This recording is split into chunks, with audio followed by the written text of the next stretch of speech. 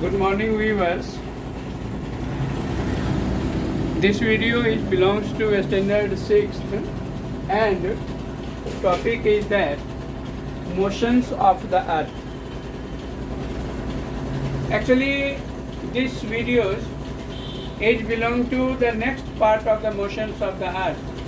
In first part, we discussed about the different rotation, means the rotation and the revolution. These are the motions of the earth, and we understood that which type of motions is considered as rotate and which types of motions of the earth is considered as a revolution.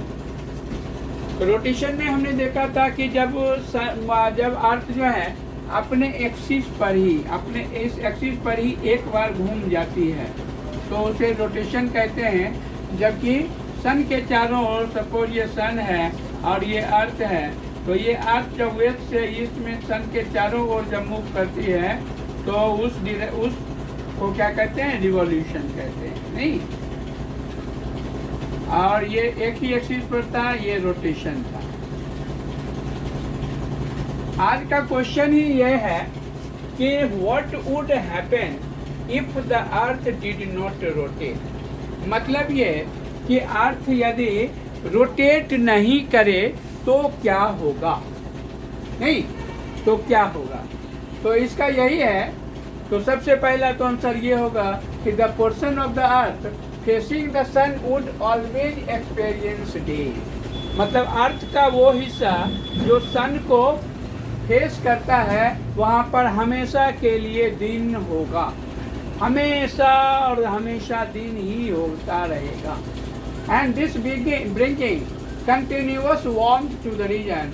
और यह इससे जो है लगातार गर्मी इस areas में temperature बढ़ता रहेगा और एक समय आएगा कि इतना टेम्परेचर हो जाएगा कि वहाँ पर लिविंग ऑर्गेनिज्म अपने लाइफ को सस्टेन नहीं कर पाएंगे।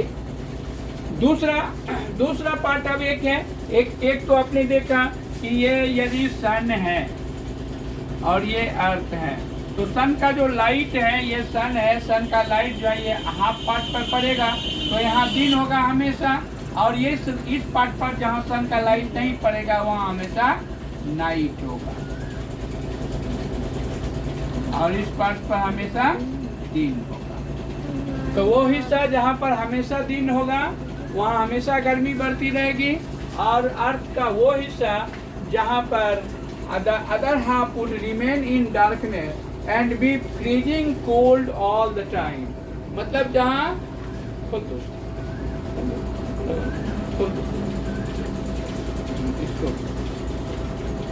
और जहाँ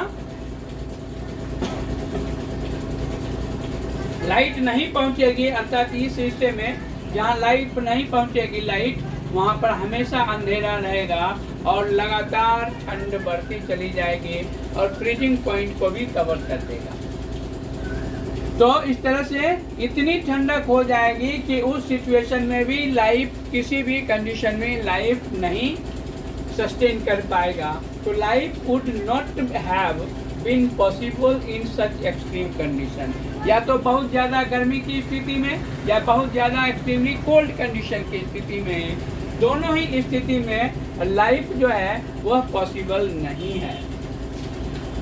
अब आइए, आर्यभट्ट इंडिया के एक बहुत बड़े स्कॉलर हुए आर्यभट्ट, जिसे खगोल विज्ञान शास्त्री, खगोल शास्त्री भी कहते हैं।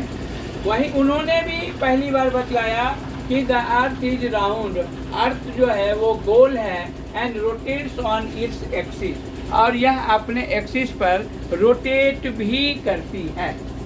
ठीक है, तो ये आर्यभट्ट साहब हुए जो महर्षि थे हमारे देश के। हालांकि इसके बाद दूसरे लोगों ने बतलाया, लेकिन उसकी बात को माना गया और हमारे आर्यभट्ट साहब की बातों को गिनीज बुक्स में नहीं रखा गया। अगला आइए, रिवॉल्यूशन चेक। अब अर्थ का रिवॉल्यूशन, ये रोटेशन है, ये रिवॉल्यूशन है। तो ये अर्थ का सन के चारों ओर मूव करने में रिवॉल्यूशन करते हैं, और रिवॉल्यूशन में 365 डेज लगते हैं और 6 आवर्स लगते हैं। To revolve around the year. एक साल ये सन के चारों ओर घूमने में 365 डेज और 6 आवर लगते हैं।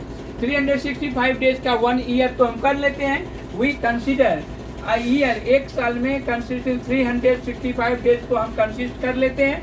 एंड ओनली एंड 6 आवर फिर बच जाता है।